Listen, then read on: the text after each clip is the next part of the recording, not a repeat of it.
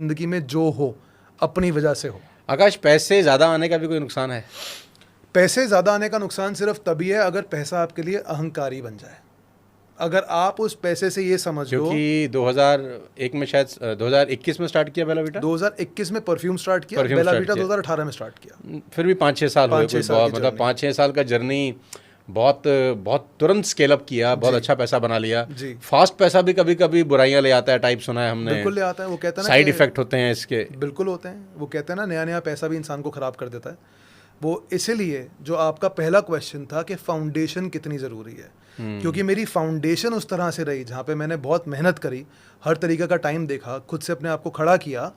वो फाउंडेशन अब दिमाग में ऐसी बैठ गई है कि अब जितना मर्जी सक्सेस आ जाए उसका कभी भी अहंकार या मिसयूज़ नहीं होगा। और वो दुनिया के लिए बहुत ज़रूरी है सीखना।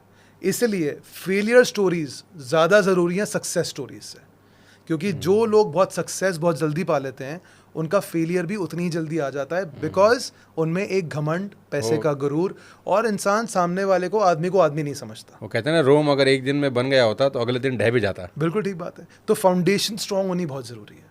एंड आई थिंक इसलिए सब लोगों को एक राइट टाइम पे यंग ईयर्स में मेहनत करनी बहुत ज़रूरी है। भैया पुराने ज़माने में या जो स्टोरीज हम सुनते हैं, लोग राजा महाराजा भी अपने बच्चों को भेजते थे ना गुरुओं के पास, गुरुकुल जाते थे। स्ट्रगलिंग लाइफ होती थी, वो क्यों होती थी? ताकि फाउंडेशन इतनी स्ट्रांग, घर छोड़ दो, फाउंडेशन इतनी स्ट्रांग बन जाए। और मैं तो कहता हूँ मेरे लिए सबसे बड़ी ब्लेसिंग ये थी कि स्कूल के बाद मैं पढ़ने बाहर चला गया। और कुछ लोग अफोर्ड नहीं भी कर पाते, तो जो अफोर्ड नहीं कर पाते, भैया आप इंडिया में अपने बच्चों को अगली दूसरी सिटी में भेज दो। पर मेरा सब पेरेंट्स से ये रिक्वेस्ट है कि अपने बच्चों को 1 या 2 साल या 3 साल अपने से दूर इंडिपेंडेंट वे में पढ़ाई या कुछ एक्सपीरियंस ज़रूर करने दो, स्पेशली 17, 18, 19 साल वाली उम्र में। जो वेल ऑफ पेरेंट है ना आकाश, जिनके मतलब जिनके पास पैसे बहुत अच्छे हैं, वो तो कोमल बच्चों की तरह अपने बच्चों को पालते हैं। बहुत सारे केसेस हैं मेरे पास जो नहीं चाहते कि मेरा बच्चा धूप देखे, काला हो जाएगा, और इसको सब सुख सुविधाएं मिलें। तो मुझे भी ऐसा लगता है कि वो क्या कहते हैं, उसके लिए फ़ायदेमंद कम और नुकसानदायक चीज़ें ज़्यादा हैं। क्योंकि सच्चाई दुनिया में हमेशा वो क्या कहते हैं, मखमली गद्दे नहीं होते। करेक्ट। परफ्यूम की खुशबू नहीं आती, असली में पसीने की खुशबू होती है जो उसको ज़िंदगी भर उसके काम आती है। परफ्यूम तो क्या बोलते हैं, वो पैसा आने के बाद आप छिड़क सकते हैं, लेकिन आपका तो सस्ता है, बिना पैसे के भी छिड़क लगा आदमी। लेकिन कुल सबसे ज़्यादा खुशबू अच्छी तो पसीने की खुशबू है। बिल्कुल ठीक बात है। वो कहते हैं ना भैया, मैंने वो कहावत सुनी थी कि hard times create successful people, successful people create great times, but these great times create spoiled people which bring back the hard times.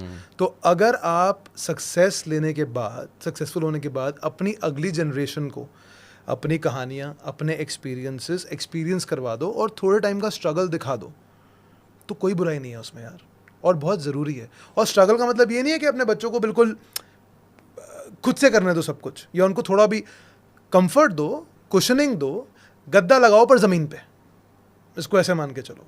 ठीक है। मैं ये जानना चाहता हूँ आकाश कि कोई भी व्यक्ति जब अपना बिजनेस स्टार्टअप करता है, आजकल स्टार्टअप की बाढ़ आ रखी है जी, कोई यूनिकॉर्न बन रहा है, मतलब आजकल तो 1000, 10,000, 5,000 करोड़ तो ऐसा लग रहा है जैसे मूंगफली हो रही है और सब उठा रहे हैं, हम ही रहेगा यार हैं। तो क्या डूज हैं, क्या डोंट हैं इनिशियल जर्नी में, जब आप पहले 3, 4, 5 साल लगाते हैं किसी भी बिजनेस को बिल्ड करने के लिए, क्या ज़रूर करना चाहिए और क्या बिल्कुल नहीं करना चाहिए पहले 5 साल? भैया पहले 5 साल ज़रूर जो करना चाहिए उस पर बाद में आता है, क्या नहीं करना चाहिए वो डिस्कस करते हैं। सबसे पहले तो आपको स्टार्टअप सिर्फ एक फाउंडर टैग के लिए नहीं बनाना चाहिए कि मैं फाउंडर हूँ, कि मैं फाउंडर हूँ। आज की डेट में प्रॉब्लम क्या हो गई है कि लोगों को लगता है कि फाउंडर बनना एक अपने आप में ही कूल फैक्टर है, कि वो फ्लेक्स है। आजकल हमारी जनता जो यूथ है, जेनजी, कहती फ्लेक्स है यार, I am flexing that I am a founder. भाई अगर फाउंडर बनना है तो फाउंडर का मतलब समझो, फाउंडर है एक धंधे वाला इंसान। अगर आप दिन के 16-18 घंटे देने के लिए रेडी हो, स्ट्रेस लेने के लिए रेडी हो, ना सुनने के लिए रेडी हो, हर काम खुद करने के लिए रेडी हो, तो प्लीज़ फाउंडर बनो।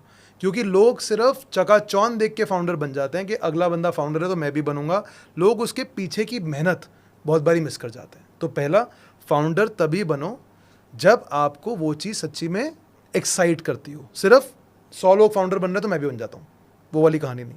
दूसरा, पैसे के पीछे मत भागो। पैसा मतलब फंडिंग। मोस्टली लोगों को लगता है, मोस्टली कहानी जो स्टार्टअप की मुझे आज समझ में आ रही है वो है कि कैसे भी करके ब्रांड बढ़ाओ, फंडिंग मिल जाए, अपन ले और अपन निकल जाए वहाँ से। तो अब एक चीज़ समझो, जो इंसान पैसे लगा रहा है क्या वो बेवकूफ़ है?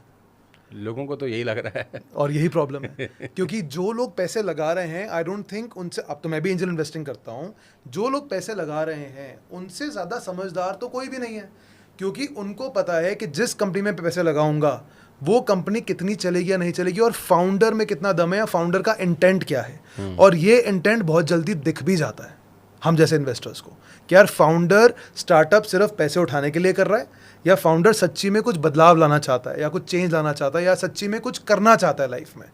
तो आप अगर धंधा बनाओगे, जो धंधा अपने आप इन्वेस्टर को खींचेगा, आपको उस पर फोकस करना चाहिए। आप ये मत सोचो इन्वेस्टर आएगा तो मैं धंधा बनाऊंगा, और लोग ये सोचते हैं कि यार कोई और मुझे पैसे दे और फिर मैं अपना धंधा बनाऊं। ऐसा नहीं होता। आप धंधा बनाओ और आपको पैसे देना दुनिया आपके पीछे आ जाएगी। आप धंधा तो बनाना शुरू करो, आप एक स्टेप तो रखो। बहुत लोग मैं देखता हूँ कि सिर्फ एक आइडिया लेके, एक पेपर पे आइडिया लिखा, अच्छी सी पीपीटी बनाई और शुरू हो गए कि यार ये मेरा आइडिया, मेरे को पैसे दो। अरे पहले कुछ कर तो लो। 100 दुकानें खोलने का आइडिया बहुत अच्छी बात है, एक दुकान तो खोल लो। 100 प्रोडक्ट बनाना है बहुत अच्छी बात है, एक प्रोडक्ट तो बना लो, उसमें प्रॉफिटेबिलिटी आ जाए, टर्नओवर बढ़ना शुरू हो जाए। प्रॉफिटेबिलिटी ना भी आए, मार्केट एक्सेप्टेंस आ जाए। एक चलो एग्जांपल देता हूँ। अभी पीछे एक फाउंडर मेरे पास आया, उसको एक ब्रांड बनानी थी एक प्रोडक्ट की। अब मैं इन्वेस्ट कर रहा हूँ उनकी ब्रांड में, तो मैं प्रोडक्ट नहीं बताऊंगा। लेट्स से मुझे ये मग्स की ब्रांड बनानी है। तो उन्होंने बोला कि सर मेरे को ये मग की ब्रांड बनानी है, अब मेरे को इसके लिए 1 करोड़ की फंडिंग चाहिए। तो मैंने पूछा क्यों? क्योंकि सर मेरा मग बिकेगा 200 रुपये का, और मेरा मग की कॉस्टिंग आएगी 90 रुपये की। वो कॉस्टिंग तभी आएगी जब मैं 1 लाख मग ऑर्डर करूँगा, एग्जाम्पल। तो मैंने कहा ओके, अगर आप सिर्फ 100 मग ऑर्डर करते हो या सिर्फ 500 मग ऑर्डर, कितने का मग आएगा? तो उन्होंने कहा मग पड़ेगा मेरे को 150 रुपये का, पर मैं प्रॉफिट नहीं कमा पाऊंगा। तो ऐसे कुछ मत करो, आप पहले केवल 100 या 500 मग ऑर्डर करो। आप सोचो आपकी कॉस्ट 90 रुपये ही है, पर आप ऑर्डर करो 150 रुपये वाले, कोई प्रॉब्लम नहीं है। या फिर आपको जिस तरह का मग बनाना है, आप उसी कंपनी जो मग बेच रही है वैसा उसके मग खरीद लो, उस पर अपनी ब्रांडिंग कर लो और वो मग शुरू में बेचना शुरू करो। आप सोचो आपकी कॉस्ट 90 रुपये, आप 150 रुपये मत पकड़ो। अगर वो 500 मग में PMF प्रोडक्ट मार्केट फिट आ गया, लोगों ने वो मग एक्सेप्ट करने शुरू कर लिए, तो और पैसे डाल के ले लेंगे ना यार 1 लाख मग, पर शुरुआत तो करो। ये लोग नहीं समझ पाते। एग्जाम्पल देता हूँ, मैंने अगर किसी चीज़ की फैक्ट्री लगानी हो, तो सबसे पहले मुझे फैक्ट्री लगाने से पहले ये करना चाहिए कि जो फैक्ट्री वैसा माल बना रही हो उससे वो माल खरीदूँ, अपनी सेल शुरू करूँ। एक बारी मुझे मेरे पहले 2 कस्टमर मिल जाए, 3 कस्टमर मिल जाए, मेरे को समझ आ जाए हाँ भाई इस माल की इस प्राइस पे एक्सेप्टेबिलिटी है, या मैं बेच सकता हूँ कि नहीं बेच सकता, मैं बेच सकता हूँ, या मेरा कॉम्पिटेंट है कि नहीं है। सबसे ज़रूरी है सेल्स। ये आपने भी सीखी है, मैंने भी सीखी है। अगर आपको माल बेचना आ जाए तो उसके बाद प्रोडक्शन, कस्टमर सर्विस, लोग उल्टा करते हैं। लोग उल्टा करते हैं। लोग कहते हैं पहले मैं माल बना लूँ फिर मैं बेचना सीख लूँगा। इंसान को पहले बेचना सीखना है, उसके बाद तो माल बनता ही रहेगा। आपको बनाने वाले 100 लोग मिल जाएंगे, बेचना एक हुनर है जो आपको सीखनी चाहिए। और ये मैंने बड़ी इंटरेस्टिंग बात बोली, सीखनी चाहिए। लोगों को समझ नहीं आती, every person is a seller. हम बचपन से पैदा होते ही सेलू बच्चे हैं। सेलू इंसान सेलू है। आज मेरा बेटा, उसको पता है कि अगर मुझे चॉकलेट चाहिए तो मुझे कम से कम 5 मिनट रोना पड़ेगा। उसको ये भी पता है वो कितने मिनट रोएगा क्या चीज़ लेने की, जितनी बड़ी चीज़ उतना लंबा रोना, राइट? तो एवरीवन इज अ सेल्समैन। हम लड़की को पटाने के लिए अपने आप को बेचते हैं, हम जॉब लेने के लिए अपने आप को बेचते हैं, हम डिस्काउंट लेने के लिए अपने आप को बेचते हैं। हम जहाँ भी जाते हैं सुबह उठते ही शुरू करते हैं और रात तक अपने आप को बेचते हैं। एक लेडी अपनी घर में मेड या काम वाली को रखने के लिए भी अपने आप को बेचती है कि तू मेरे घर काम कर, मैं तेरे को ऐसे ऐसे ऐसे ट्रीट करूंगी। Everyone is a Selu. आपको बस अपना वही अंदर का माइंडसेट, बेचने का तरीका अपने धंधे में डालना है, दैट्स इट। और ये चेक करना है कि मैं इसके लायक हूँ कि नहीं हूँ।